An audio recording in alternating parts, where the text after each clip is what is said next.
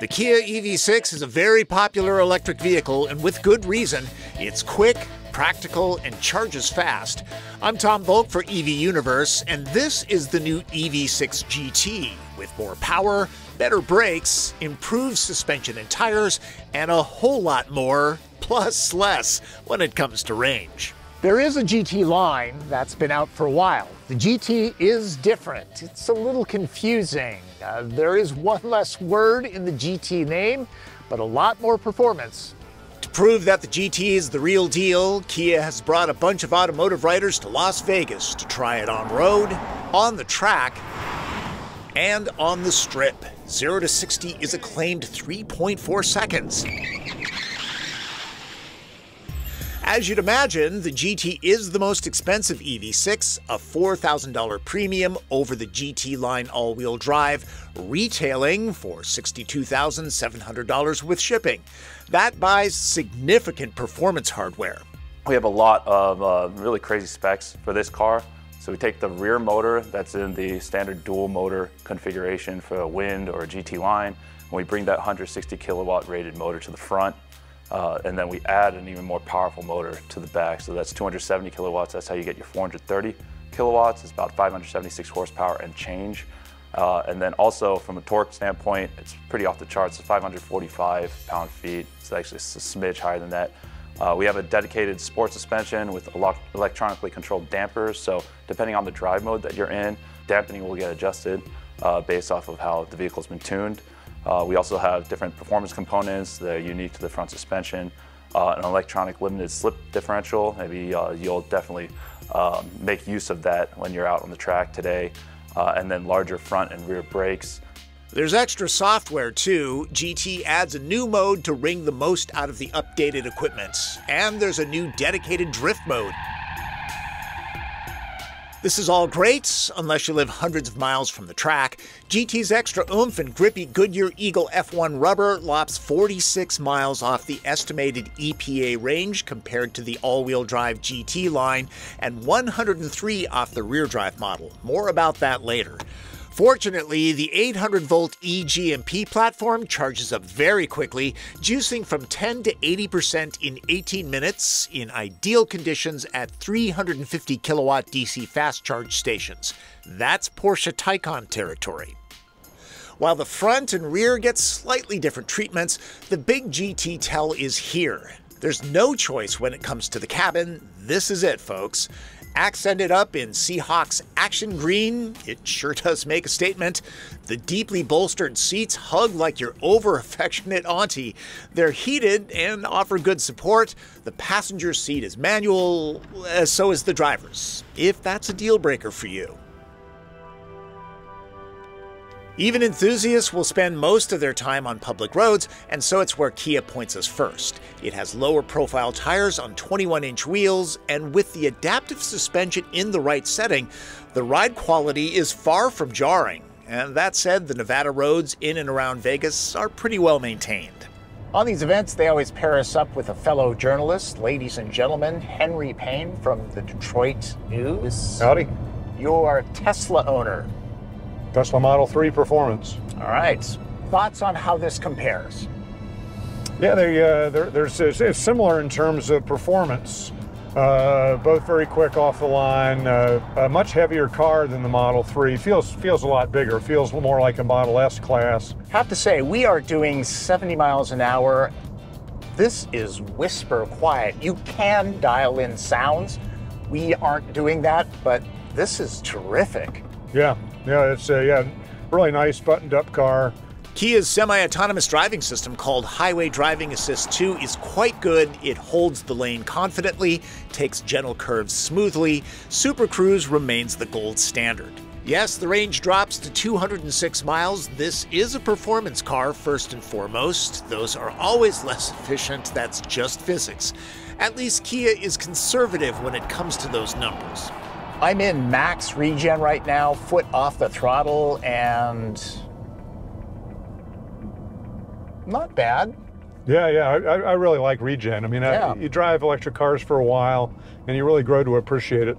Yeah. Kia does a little differently than Tesla. Tesla is just really part of the drive experience is built into the drivetrain. This car, you can option up to 5 different levels of regen, and max being the top. So you can set it yourself with 2 different pedals. Yeah, Tesla is always in regen mode. So if you're using the brake pedal, you're actually using the physical disc brakes, right? Yeah. Best to use 576 horsepower and 545 pound-feet of instant torque on the right playground. That would be Las Vegas Motor Speedway. A refresher, the all-wheel drive GT line zips to 60 miles an hour in 5.1 seconds with a top speed of 117 miles an hour. GT's numbers are 3.4 and 161. All right. Track time. My favorite time. This is a lead-follow situation. Okay, so can I get a thumbs up if you hear me there? Starting with a lap to get us familiar with the course. I've driven the Taycan GTS at Thunder Hill, so this should be interesting. Putting the throttle down. Wow. You definitely feel that. Braking, going into a corner. Wow, very nicely controlled. The lithium-ion pack is the same 77.4 kilowatt hours found in all other EV6s. The performance bits, like more powerful motors, add some 300 pounds of heft. GT weighs around 4,800 pounds, so weight transfer in hard cornering is felt. Taycan hides this better. Braking hard. The rubber is warmed up, but the pavement is on the cool side. At around 50 degrees, there's a little less stick. We are up to 120. At the limits, this is an easy car to drive. All the dynamics are delightfully progressive and predictable. Really nice rotation to this car, and the tires give away just perfectly. Excellent control. A low center of gravity is always an advantage. The bit of lean in extremely hard cornering actually helps your brain and inner ear understand what's happening, since noise is mostly absent. There is that whole concept, you kind of drive a car by sound, the engine revs and all. You don't have that with this, but the chassis is so well tuned, you really don't need it. You're really driving by the sound of the tires. EVs on a track are fun in their own way. Instant torque out of turns helps, but the lack of growl and vibration means a more sterile experience. There's some road feel through the wheel, not tons. Taycan's dynamic does beat the Kia, but at over twice the price.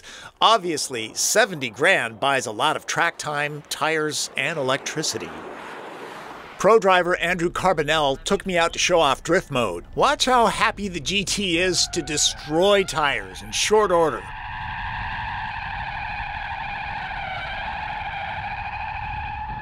It will shred rubber like this as long as you have battery power and money to buy new tires. There's an electronic limited slip differential in back for changing the dynamics to hoon the way you want. The GT's cabin is very similar to GT lines, other than the deep bucket seats and chartreuse accents. The wheel is heated, by the way. There's a good amount of faux suede, too. Gripe if you want about the shallow storage area up front. It means more space for feet, backpacks, and purses here. Many performance machines eliminate these. It brightens up the slightly dark cockpit. Nice to have. It should be easy to keep the EV6 dent-free. If not, the drivers had every kind of warning possible. There are more expensive cars than this that don't line the pockets to keep rattles down. There's a great head-up display, too, with augmented reality prompts when using the navigation system. A reminder that the performance sounds can be switched and volume is adjustable. That's an option on many Porsche Taycans. One more blast of fun. This is the first time I've been on a real drag strip for quarter-mile runs. There's even track glue. Okay, you see all the way down there at the end, that orange reflector on the guardrail? I do. That's your finish line. That's Okay. where you're gonna lift off. All right. So I'm gonna bring you in, get you staged. All right. I'll walk away. As soon as you see those ambers flash, go. Here we go.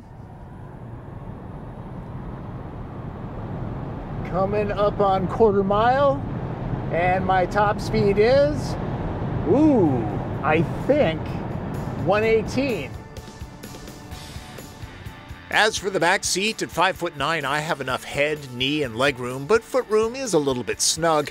At least the floor is flat. The GT gets rump roasters, the carpool gang will like that. Cargo remains the same as any EV6. There's storage for the vehicle-to-load adapter that would be useful when car camping. Seats up, there's 24 cubic feet.